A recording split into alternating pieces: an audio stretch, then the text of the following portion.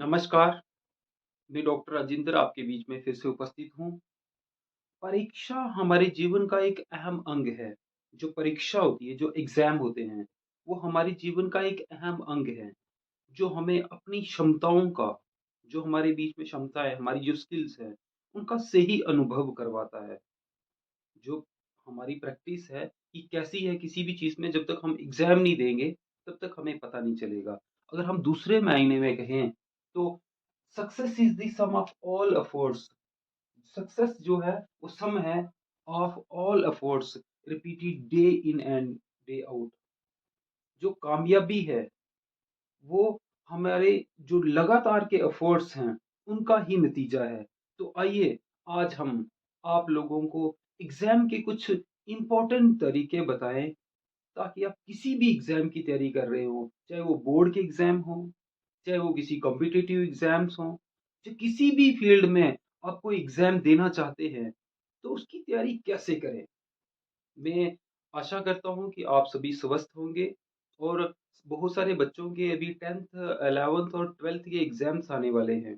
जो annual exam होते हैं बोर्ड के, वो भी आने वाले हैं। उन विद्यार्थियों के लिए या किसी के कोई कॉम्पिटिटिव एग्ज़ाम्स आने वाले हैं, तो उनकी तैयारी के लिए किन चीज़ों को हम लोगों को ध्यान में रखना होगा, मैं मुख्तसर से शब्दों में कुछ पॉइंट्स आपके बीच में लेके आ रहा हूँ। मैं आशा करता हूँ कि आप ये जो पॉइंट्स हैं, इनको अपने जीवन में उतारेंगे और इनका फ़ायदा भी भरपूर लेंगे। तो आइए, हम देखते हैं कि किसी भी एग्ज़ाम को की तैयारी करनी हो, तो कैसे की जाए? How to prepare for exam. हमें एग्ज़ाम्स के लिए कैसे तैयार होना होगा? इसके लिए कुछ मुख्य पॉइंट्स हैं। सबसे पहला पॉइंट हमारा है, मेक ए स्टडी प्लान। हम लोगों को एक स्टडी प्लान बनाना होगा। दैट मीन्स हमें स्टडी करनी कैसे है? किस प्रकार हम लोगों को स्टडी करनी है? हमारी प्लानिंग है क्या? हम क्या करना चाहते हैं, हमारा गोल है क्या? तो उसके लिए एक प्लान बनाना होगा, एक ब्लूप्रिंट बनाना होगा आपको, कि पूरा होल चीज़ उस पे लिखी जाए कि आपका एग्ज़ाम कितनी देर में होने वाला है, आपका एग्ज़ाम स्टार्ट कब से होगा, कितना गैप आपके बीच में तैयारी का है, आपका सिलेबस कितना ज़्यादा है, उसको मैं कैसे कवर करूँ? एक पूरा डे और इवनिंग का और मॉर्निंग का एक शेड्यूल बनाना होगा, जिसको हम प्लानिंग कहते हैं। तो प्लानिंग सबसे पहला भाग होगा हमारा किसी भी एग्ज़ाम की तैयारी का। तो जब आपकी प्लानिंग अच्छी होगी, एक स्टडी प्लान बनाना है आपको, सब चीज़ें भूल कर। आप किसी भी चीज़ को आपको उसके अंदर नहीं रखना है, सिवाय स्टडी के। Know the syllabus. जब आप एक स्टडी प्लान अच्छा बना लेते हैं, तो उसके बाद आपको अपने सिलेबस को जानना, मेरा जो सिलेबस है वो कितना है? जितना मेरा सिलेबस है, उस सिलेबस को जब मैं अच्छे तरीके से जान पाऊँगा, तो प्लानिंग के बाद मेरा जो सिलेबस होगा, जब तक मुझे सिलेबस ही नहीं पता है, तो मैं तैयारी कैसे करूँगा? तो मुझे सिलेबस हम लोगों को सबसे पहले दूसरे स्टेप में सिलेबस का पता होना चाहिए। तीसरा है, सेट डेली गोल्स। छोटे-छोटे, बिल्कुल छोटे-छोटे गोल्स बनाने होंगे, जिनको आप ऑब्जेक्टिव्स भी कह सकते हैं, कि मान लो मुझे आज दिन को क्या करना है? जब एक बड़ा प्लान बना देंगे, तो उसमें आपको वीक का या मंथ का प्लान होगा। लेकिन उसी को और डीप करके, आपको थॉरोली स्टडी करके छोटे-छोटे गोल बनाने होंगे, जो 1 दिन के हों, 2 दिन के हों, कि इस दिन मैंने कौन-सा चैप्टर करने हैं और कौन-सा सिलेबस मैं आज कवर करूँगा।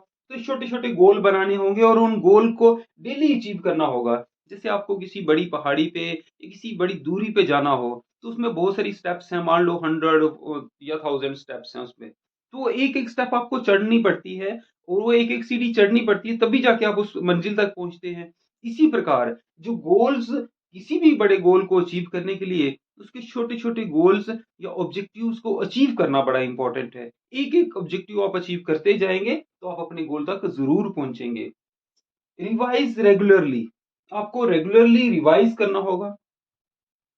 आपको रिवाइज़ रेगुलरली करना होगा। आपको रेगुलर रिवाइज़ अगर नहीं करेंगे, तो आपने जो पढ़ा है, वो आपको दूसरे दिन फ़ॉरगेट हो जाएगा। मान लो आप पढ़ते जा रहे हैं, पढ़ते जा रहे हैं, पढ़ते जा रहे हैं, लेकिन जो पहले पढ़ा है उसको आपने रिवाइज़ ही नहीं किया। आप पढ़ तो बहुत रहे हो, लेकिन विदाउट किसी प्लानिंग के। आपकी प्लानिंग है ही नहीं, तो आप रिवाइज़ कर ही नहीं रहे हो, क्योंकि जो लर्निंग रूल्स हैं वो बड़े इम्पोर्टेंट हैं। लर्निंग रूल्स को आपको फ़ॉलो करना होगा।